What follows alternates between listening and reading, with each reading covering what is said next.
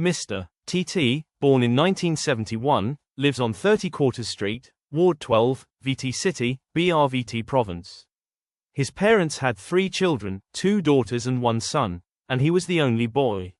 When he was 19 years old, his father took him to his paternal relative's house to help his uncle slaughter pigs for a living. The pay was not much, but because he did not understand Buddhist teachings at the time, he simply thought it was a trade to make a living. He stayed in this killing profession for 12 long years. Whatever money he earned was spent on gambling, billiards, women, and entertainment.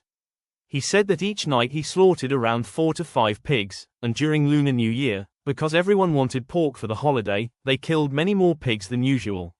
Whenever they dragged the pigs out for slaughter, the pigs screamed miserably, spreading all 4 legs and refusing to walk because they knew they were about to die.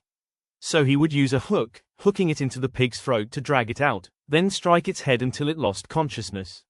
After that, they would drag it onto a table where a sharp bloodletting knife was prepared, and stab directly into the pig's neck so the blood would pour out. Some pigs, not yet dead, would still run around for a while before finally dying.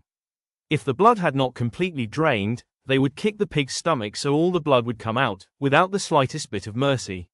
Then they would hook the pig's mouth, dip its head into boiling water, and scrape off the hair. After scraping, they would cut off the head and slit open the belly, pulling out all the intestines, and he would even swallow the pig's gallbladder, believing it was nutritious. Everything was then cleaned thoroughly and brought to market for sale. Those who eat such meat do not know how much endless resentment from the animals remains in the flesh they consume, and illness enters from there as well. Every fiber of meat is filled with fear and hatred in every cell. How could it possibly nourish the human body? After turning 31, he quit butchering and became a truck assistant, then later a truck driver. In 2002, lumps began appearing on his body. By 2007, he developed many tumors, around 40 to 50 lumps, and suffered from exhaustion and severe body aches. He went to the Tropical Diseases Hospital SG for tests and was diagnosed with Hepatitis B. He suffered sharp liver pain in his side. Because of the many tumors, he had to go to the oncology hospital for treatment. The doctors would not allow surgery, saying that if they operated, the tumors would spread throughout his body and kill him. On top of that, he suffered from constant severe headaches. The suffering came continuously, making him repeatedly tell his wife, "At this rate, I'm probably going to die. I can't keep living like this." He had the opportunity to visit temples with his wife in KG, but he still did not know how to repent properly and still craved beef, pork, chicken, duck every day, while searching for herbal medicines to cure his illness. How could he possibly recover? One remaining blessing was that one day he stopped at LT Vegetarian Restaurant and watched a Dharma lecture by Master GN being shown there. In the lecture, the master advised people to become vegetarian, release animals, recite the Infinite Life Sutra, and chant Amitabha Buddha's name in order to transform karmic illness. At first, he vowed to eat vegetarian 4 days a month. For a driver like him, this was very difficult, and he still craved meat.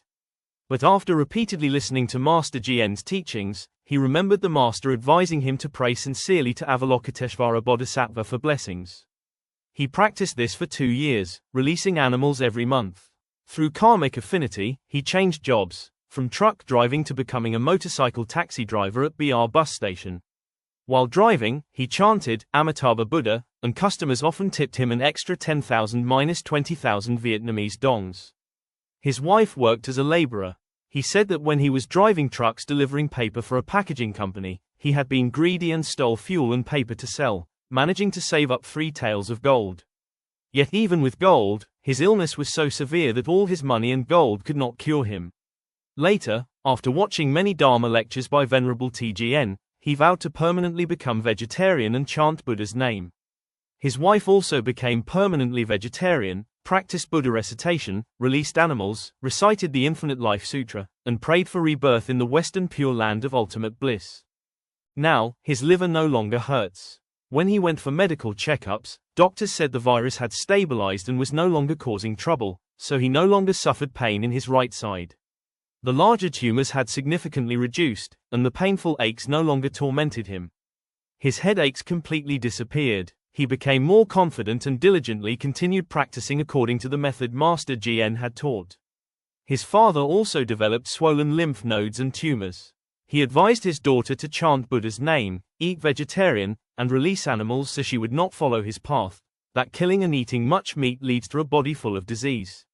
Now his daughter even reminds him daily to bow to Buddha and chant Buddha's name. Nowadays, he and his wife live frugally, saving a little money each month to release animals and make amends for the wrongs of the past. Through these efforts to cultivate blessings, they were helped by his younger sibling to open a drink stall at his bus station to make a living, no longer creating unwholesome karma. He shares his life lesson and the karmic consequences he created to encourage Buddhists to strive to become vegetarian. When we eat the flesh of sentient beings, the karmic retribution is illness and bodily suffering. We should strive to release animals and repent karmic obstacles by reciting sutras, chanting Buddha's name, and bowing to Buddha to create blessings. No matter how rich one becomes, if one keeps killing and eating meat, illness will continue endlessly. What happiness can such a life truly have? Please, everyone, develop the aspiration to become vegetarian, release animals, chant Buddha's name, and pray for rebirth in the Western Pure Land of ultimate bliss, leaving suffering behind and attaining happiness. When faced with any misfortune, injustice, or hardship in life, no matter what karmic cause may be behind it, please sincerely repent, persevere in chanting Buddha's name, and diligently recite the Ksitagava Sutra, dedicating the merit to your karmic creditors.